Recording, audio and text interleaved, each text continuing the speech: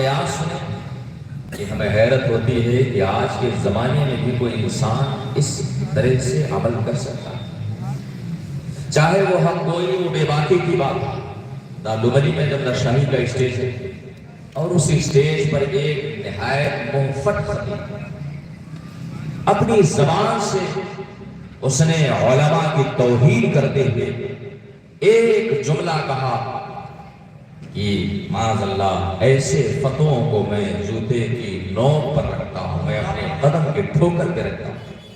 مجھے یاد ہے اس وقت حضور فقیہ ملت علیہ رحمت و رضوان دارالعلوم علیمیہ جب نرشاہی میں تشریف فرما تھا اور آپ کے کانوں تک جب یہ آواز پہنچی آپ کو جلال آیا، حق گوئی و بے باکی کی عملی تفسیر بن گئے اور آپ نے ارشاد فرمایا کہ یا تو یہ خطیب اسٹیج پر رہے گا اور یا تو جلال الدین جائے گا۔ اب ذرا غور کریں، آج تو مداحرت کریں، آج تو حق پسندی اور حق گوئی و بے باکی آج ہم سے کوسوں دور ہو چکی ہے۔ ہم تو چہرہ دیکھ کر کے حکم بیان کرتے ہیں، ہم تو اپنے تعلقات اور حق احباب کو دیکھ کر کے مسائل بیان کرتے ہیں۔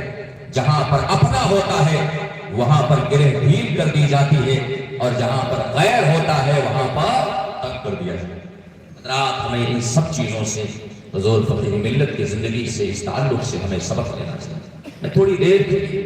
بس حصول برکت کے لیے حاضر ہوا اور یہ کرم ہے شہزادگان حضور فقیہ ملت کا خصوصیت کے ساتھ حضرت العلامہ شہزادے حضور فقیہ ملت حضرت علامہ مفتی انوار احمد صاحب قبلہ امجدی اور شہزادے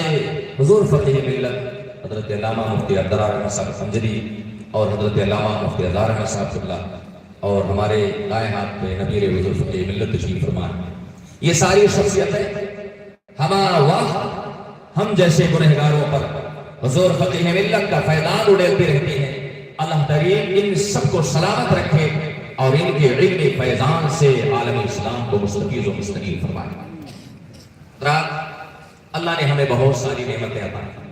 مگر ان ساری نعمتوں میں اور ان ساری دولتوں میں ایک ایسی دولت ہے جس دولت کی طرح دنیا میں کوئی دولت نہیں، اور اتنی قیمتی دولت ہم اگر تلاشنے نکلے تو ہمیں قارون کے خزانے میں بھی اتنی قیمتی دولت نہیں مل سکتی۔ اور دولتوں کا حال یہ ہے کہ وہ زمین کے اوپر کام آتی ہے، چاہے وہ زمین ہو، چاہے وہ جائیداد ہو، چاہے وہ روپے اور پیسے ہو، چاہے وہ ہیرے جواہرات ہو، چاہے وہ پراپرٹی کی شکل میں ہو،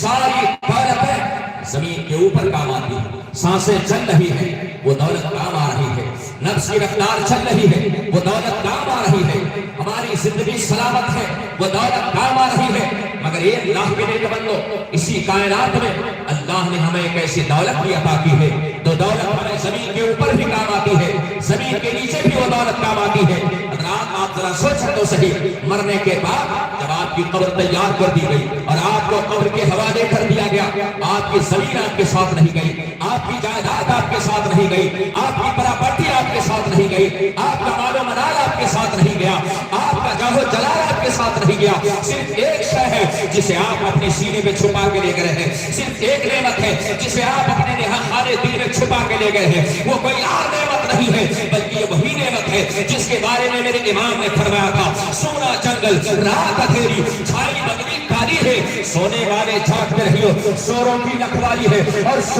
سونا پاس ہے، سونا بن ہے، سونا زہر ہے اٹھ پیارے، تو کہتا ہے نیند ہے میٹھی، تیری مدھی نرالی ہے۔ یہ دولت کوئی اور نہیں ہے بلکہ یہ ایمان کی دولت ہے، یہ ایمان کی دولت ہے، یہ اللہ پر عقیدہ توحید کی دولت ہے۔ اگر ایمان ہے تو سمجھ جاؤ ساری دولتیں سلامت ہے۔ ایمان ہے تو نماز ہے، ایمان ہے تو روزہ ہے، ایمان ہے تو زکات ہے، ایمان ہے تو حج ہے، ایمان ہے تو صدقات ہے، ایمان ہے تو خیرات ہے۔ حضرات یہ کہہ دیا جائے کہ ایمان ہے تو سارا ہے اور ایمان نہیں ہے تو کچھ نہیں ہے۔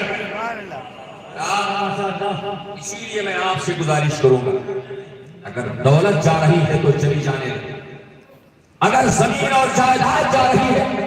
تو آپ اس کی پرواہ نہ کریں۔ آپ کے ہاتھ سے اگر آپ کی آل اولاد بھی جا رہی ہے تو آپ اس کی فکر نہ کریں، ہمیشہ اس بات کی پرواہ کریں